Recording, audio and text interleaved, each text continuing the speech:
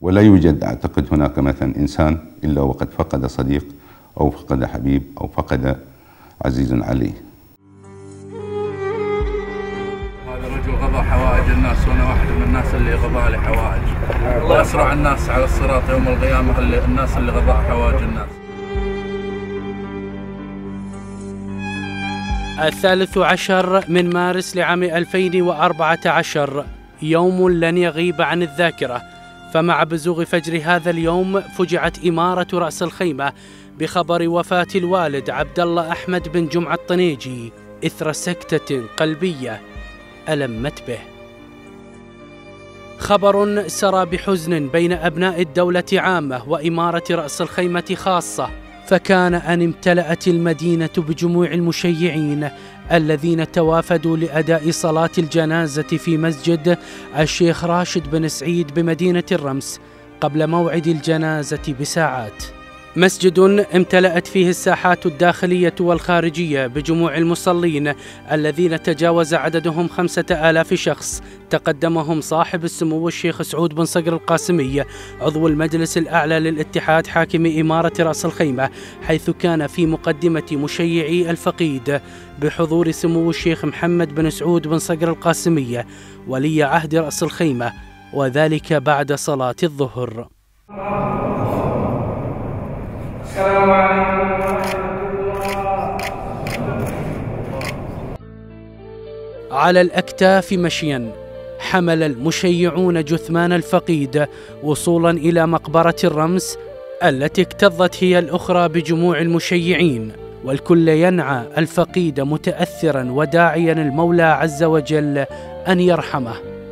فالفقيد الذي يعد من مواليد مدينة الرمس برأس الخيمة شخصية محبوبة لدى الجميع بما كان يقدمه من خدمات جليلة لمجتمعه، إذ لم يكن هناك مناسبة أو أتراح إلا ويشارك فيها بكافة إمارات الدولة. ولد الفقيد في 3 من مارس عام 1953 وتلقى دراسته في التعليم القديم ثم الحديث، وعندما توفي رحل وعمره 61 عاما.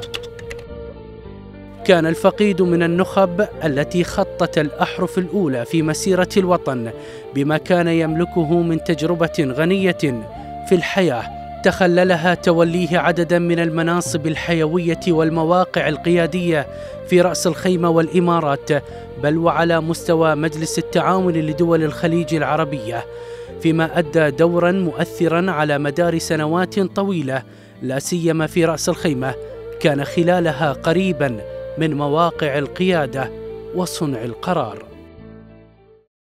محبوب لدى الناس، كريم. يعني آخر موقف كنا نعزي طارق الشقي الله يرحمه، تغدينا عنده سبحان الله، يعني كل أجل كتاب. يعني هذا تقريبا قبل أسبوع أتواصل وياه، آخر 6 لقاءات معه كان في العزاء يبتسم لي، الله يرحمه، كان يتواصل لكل أفراد المجتمع. ورجل يعني ما أقدر يعني الكلمة تعبر عن شعور في هذه اللحظة، يعني إلا أن ندعو له رحمة الله عليه ويدخله وسيح جناته. الفقيد عبد الله بن جمعة الطنيجي صاحب مواقف تجاه العديد من القضايا الوطنية والإقليمية والعربية، وتولى في حياته منصب المدير العام لإدارة المرور والترخيص في إمارة رأس الخيمة، ومدير الإدارة الأمنية في مجلس التعاون الخليجي، فيما شغل حتى وفاته رئاسة مجلس إدارة أكاديمية رأس الخيمة للطرق والمرور التي ساهم في تأسيسها، كما أنه شخصية رياضية تولى رئاسة مجلس إدارة نادي الرمس الرياضي الثقافي لسنوات عدة، وشغل عضوية بعض الاتحادات الرياضية في الدولة. أبو فيصل رياضي، أبو فيصل مثقف، أبو فيصل رجل دبلوماسي من الدرجة الأولى، هذا رمز لنا. عبد الله جمعة الله يرحمه، عبد الله أحمد جمعة أبو فيصل رمز من طلعنا ونحن صغار ونحن نشوف أمامنا هذا الشاب الوقور، الشاب الجميل، الشاب الخلوق، الرياضي، كان لاعب في النادي. بدأ الفقيد رحلته العلمية بعد تخرجه في كلية الشرطة في جمهورية مصر العربية مطلع السبعينيات من القرن الماضي برتبة ملازم، وعين بعدها ضابطا في شرطة رأس الخيمة في البحث الجنائي، وكان ذلك متزامنا مع قيام دولة الاتحاد. فيصل نقدر نقول عنه الرجل المواقف، رجل له يعني مثل ما تقول وقف مع الناس كلها، يسبب خير لكل حد، ما قط مرة طلبنا منه أو حتى طرشنا له حد، إلا أنه قام بالواجب ووقف. إن شاء الله يكون هذا في ميزان حسناته. الموت هو اليقين، وهو مصير حتمي، عبارة سجلها الفقيد رثاء لوالده الراحل وهو أحمد بن جمعة الطنيجي، وها هو اليوم يرحل أيضا، والكل من حوله متألم لهذا الرحيل المفاجئ.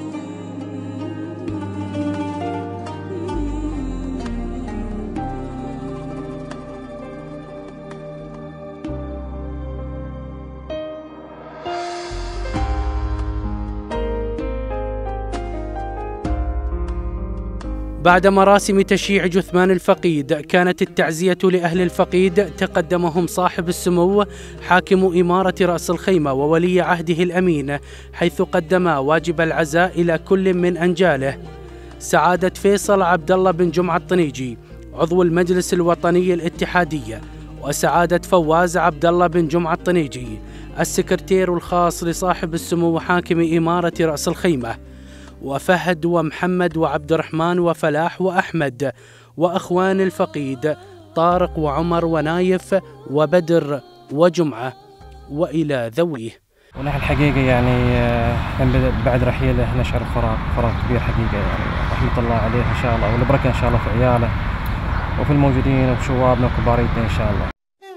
كما قدم العزاء إلى جانب سموهما معالي محمد أحمد المر رئيس المجلس الوطني الاتحادي، والشيخ محمد بن صقر القاسمية، والشيخ عمر بن صقر القاسمية، والمهندس الشيخ سالم بن سلطان بن صقر القاسمية رئيس دائرة الطيران المدنية، والشيخ صقر بن محمد بن صقر القاسمية، والشيخ عمر بن طالب بن صقر القاسمية، والشيخ محمد بن سعود بن خالد القاسمية، والشيخ سلطان بن جمال بن صقر القاسمية مدير شؤون المواطنين بالديوان الأميري برأس الخيمة، ومعالي الدكتور راشد بن فهد وزير البيئة والمياه، وسعادة يوسف يعقوب السركال رئيس اتحاد الإمارات لكرة القدم، إلى جانب عدد من أعضاء المجلس الوطني الاتحادي والشخصيات وأعيان ووجهاء البلاد ورؤساء ومديري الدوائر المحلية والاتحادية وجموع المواطنين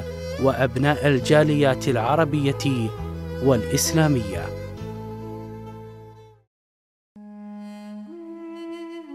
رحمك الله يا أبو فيصل، وأسكنك فسيح جناته، فأنت وإن غيبك الموت ستبقى في ذاكرتنا ما عشنا، ولكنه اليقين بأن الموت نهاية كل البشر. يا ابن آدم ولدت باكيا والناس يضحكون، فاعمل صالحا لترحل ضاحكا والناس يبكون. إنا لله وإنا إليه راجعون.